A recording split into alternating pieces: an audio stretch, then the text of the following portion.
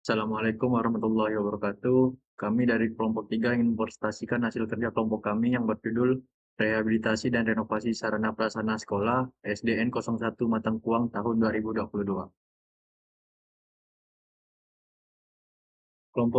Kami terdiri dari Abdurrahman Patrian, Hasbia Sidiki, Dimas Septa Satria Utama, Fahrul Rozi Ramadhani, Ridwan, dan Muhammad Abi Al-Kaisi. Yang pertama data memproyek. Proyek ini berlokasi di Dusun Matangkuang, Kabupaten Sambas, dengan nilai kontrak sekitar 2,4 miliar rupiah dari APBN.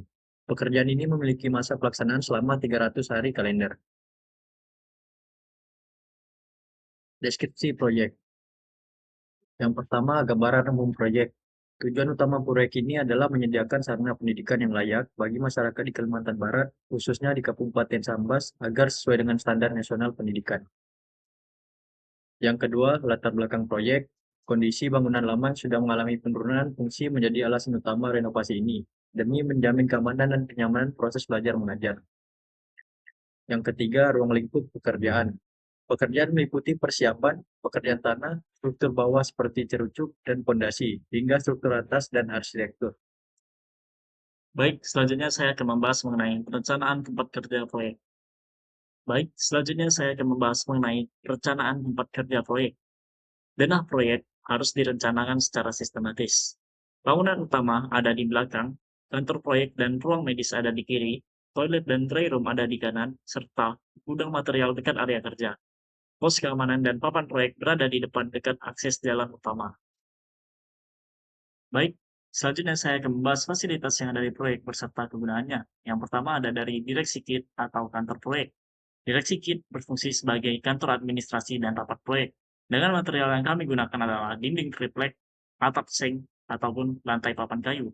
Selanjutnya ada gudang material, berfungsi sebagai menyimpan semen, besi, dan cat agar terlindung dari cuaca hujan dan cuaca buruk lainnya, dengan struktur rangka kayu dan lantai cor beton. Baik, selanjutnya ada dry room. Digunakan untuk menyimpan material sensitif, lembab seperti semen dan material listrik. Lantainya ditinggikan untuk mencegah masuknya air dan selanjutnya ada fasilitas petiota. Menyediakan kotak obat, peralatan pertolongan pertama untuk penanganan kecelakaan kerja ringan di lapangan.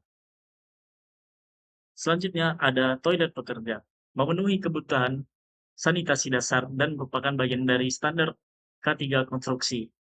Selanjutnya ada pos keamanan. Dengan berukuran 2 kali 2 meter, ditempatkan di pintu masuk untuk memantau keluar masuk pekerja, kendaraan, dan material, sehingga keamanan area tetap terjaga. Selanjutnya, ada papan nama proyek yang membuat informasi nama, lokasi, dan nilai kontrak, serta kontraktor sebagai bentuk transparansi kepada masyarakat. Jadi, kesimpulannya adalah penempatan fasilitas proyek harus direncanakan dengan baik-baik agar tidak mengganggu aktivitas pekerjaan konstruksi serta dapat mendukung kelancaran perencanaan proyek. Oke, baik. Berikutnya perencanaan sumber daya.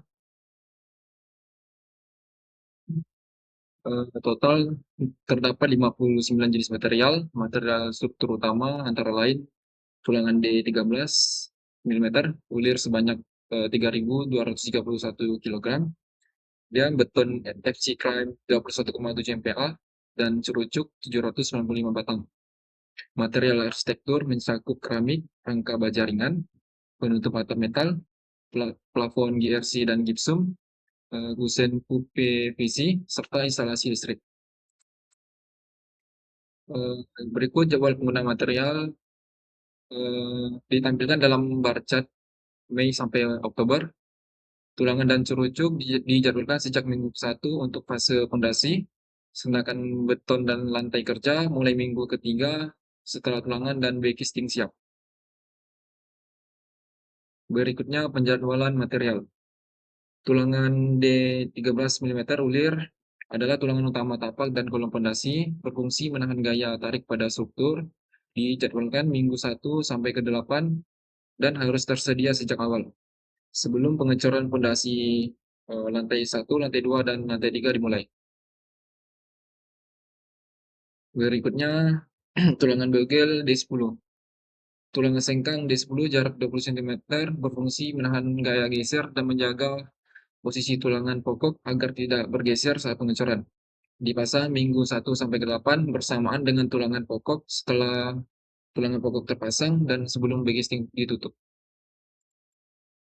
Berikutnya beton FC Crime 21,7 MPa. Digunakan untuk semua elemen struktural, fondasi, sloop, kolom, balok ring, dan lantai tangga. Dijadwalkan minggu ketiga sampai ke minggu ke-16. Dicor bertahap mengikuti kesiapan tulangan dan backcasting tiap elemen. Berikutnya lantai kerja mutu FC Crime 7,4 MPa. Lantai kerja mutu ke-100 adalah lapisan tipis yang dicor sebelum tulangan dipasang, agar tulangan tidak menyentuh tanah langsung dan marking posisi tulangan lebih mudah. Dijadwalkan minggu ketiga sampai ke minggu ke-16. Dicor bertahap menyesuaikan kemajuan pekerjaan pondasi. Berikutnya cerucuk 10-12 cm, panjang 6 meter. Cerucuk kayu 6 meter dipancang vertikal di bawah pondasi untuk memperkuat daya dukung tanah lunak dan mencegah penurunan atau settlement. Dijadwalkan minggu pertama sampai ke minggu ke-8 sebagai pekerjaan paling awal, harus selesai sebelum tulangan dan backcasting pondasi dipasang. Selanjutnya terdapat daftar alat. Terdapat 15 jenis peralatan, semua berkebutuhan 1 unit dengan status sewa atau beli. Alat utama, excavator, concrete mixer, concrete vibrator, bar bender, and cutter, stamper, water pump, scaffolding, mesin las, circular saw, gerinda, alat ukur, dump truck, steel cutter, drill, dan mesin cut. Selanjutnya ada jadwal penggunaan alat. Yang pertama, concrete mixer digunakan dalam 5 tahap. Pengecoran pondasi minggu ke-1 sampai ke-8, lalu lantai kerja dan shelf minggu ke-3 sampai 12, lalu kolom dan tutup kolong minggu ke-8 sampai ke-18, lalu balok ring dan tangga minggu ke-14 sampai ke-22, dan beton tumbuk lantai minggu ke-16 sampai 24. Penjadwalan ini menghindari bottleneck alat di lapangan. Selanjutnya ada penjadwalan alat. Tahap pertama, concrete mixer digunakan minggu ke-1 sampai ke-8 untuk pengecoran 3 tipe pondasi sekaligus. Ini fase paling insentif karena volume terbesar. Ketersediaan alat di minggu pertama sangat kritis bagi kelancaran seluruh pekerjaan berikutnya. Selanjutnya, penjadwalan alat 2. Minggu ke-3 sampai 12, concrete mixer mulai melayani pengecoran lantai kerja dan slope SF1 15 x 30 cm serta SF2 15 x 25 cm secara paralel dengan pekerjaan pondasi. Manajemen giliran penggunaan alat diperlukan agar tidak terjadi antrian di lapangan. Penjadwalan alat 3. Minggu ke-8 sampai 18, alat difokuskan untuk pengecoran kolom K1, K2, K3, dan tutup kolom secara bertahap per lantai. Durasi 10 minggu mencerminkan banyaknya kolom yang dicor satu persatu dengan jeda untuk pengerasan beton. Lalu penjadwalan alat 4. Minggu 14 sampai 22, alat digunakan untuk balok ring 15 x 20 cm dan beton lantai tangga. Fase ini tumpang tindih dengan fase kolom di minggu 14 sampai 18, sehingga giliran penggunaan alat harus dikoordinasikan dengan mandor lapangan. Selanjutnya penjadwalan alat 5, minggu 16 sampai 24, beton tumbuk lantai mutu FC 14,5 MPa dicor per zona ruangan secara bertahap. Volume cukup besar 63,05 meter kubik, sehingga dilakukan setelah struktur kolom dan balok ring selesai agar mobilitas alat tidak terganggu. Berikut sudah tertera daftar pekerja, yaitu total 37 tenaga kerja 2 tenaga pimpinan yaitu mandor dan kepala tukang, 24 tenaga ahli atau tukang yaitu batu, besi, kayu, keramik, pelafon, atap, dinding, cat, pintu jendela, listrik, dan 11 tenaga umum, 10 pekerja umum plus 1 operator alat berat. Masing-masing memiliki periode kerja sesuai fase pekerjaan. Selanjutnya yaitu contoh jadwal pekerja yang kita ambil salah satunya yaitu mandor. Mandor aktif selama 11 bulan penuh dari bulan Mei sampai Maret. Karena proyek berjalan terus-menerus di semua fase. Tanggung jawabnya untuk mengawasi, mengkoordinasi, dan mengarahkan seluruh pekerjaan lapangan. Tanpa mandor, proyek berisiko kacau, kualitas menurun, dan waktu bisa molor. Selanjutnya yaitu pekerjaan yang subkontraktor. Yang pertama yaitu pekerjaan pembesian atau tulangan. Pekerjaan pembesian meliputi yang pertama pemotongan besi tulangan sesuai ukuran, pembengkokan besi sesuai bentuk struktur, perakitan tulangan atau rangkaian, pemasangan tulangan pada posisi fondasi. Alasan disubkontraktorkan yaitu membutuhkan keahlian khusus. Pekerjaan ini tidak bisa dilakukan sembarangan karena harus pertama membaca gambar teknik, memahami detail struktur, mengetahui standar jarak dan ikatan tulangan. Yang B, risiko kegagalan struktur tinggi jika pembesian tidak sesuai. Struktur bisa retak, daya tahan bangunan menurun, bisa menyebabkan kegagalan konstruksi. Yang terakhir yaitu efisiensi waktu subkontraktor yang biasanya memiliki tim khusus pembesian, peralatan lengkap, pengalaman kerja yang lebih cepat. Yang kedua yaitu pekerjaan pengecoran beton. Pekerjaan pengecoran meliputi persiapan campuran beton, penuangan beton dalam backcasting, perataan dan pemadatan beton, perawatan beton atau curing.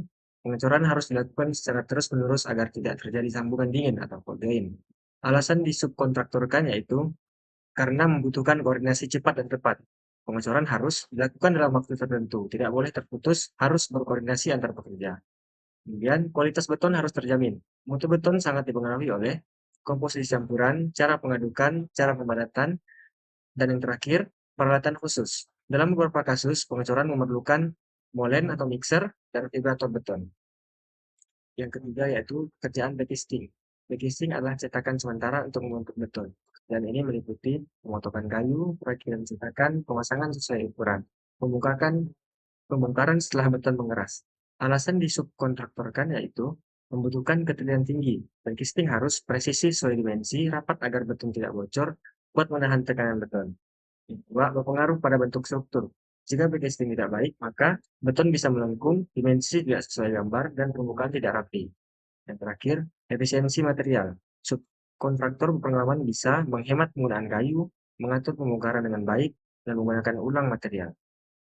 Kerjaan yang tidak disubkontraktorkan. Pertama adalah plank.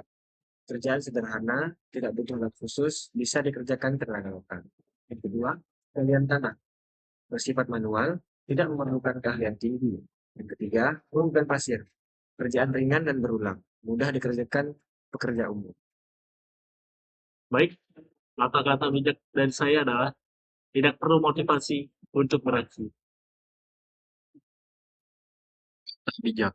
Teruslah berjalan walaupun pelan, karena diam tak akan mengubah keadaan. Bijak, lampaui rencanamu. Dua hal yang tidak disukai orang adalah terus terang dan terang terus. Jangan menunggu keajaiban, jadilah keajaiban itu sendiri. Baik, kata bijak dari saya yaitu kekuatan sejati ada di dalam. Kalahkan rasa takutmu sebelum menaklukkan dunia. Sekian presentasi dari kelompok kami. Saya ucapkan terima kasih dan Assalamualaikum warahmatullahi wabarakatuh.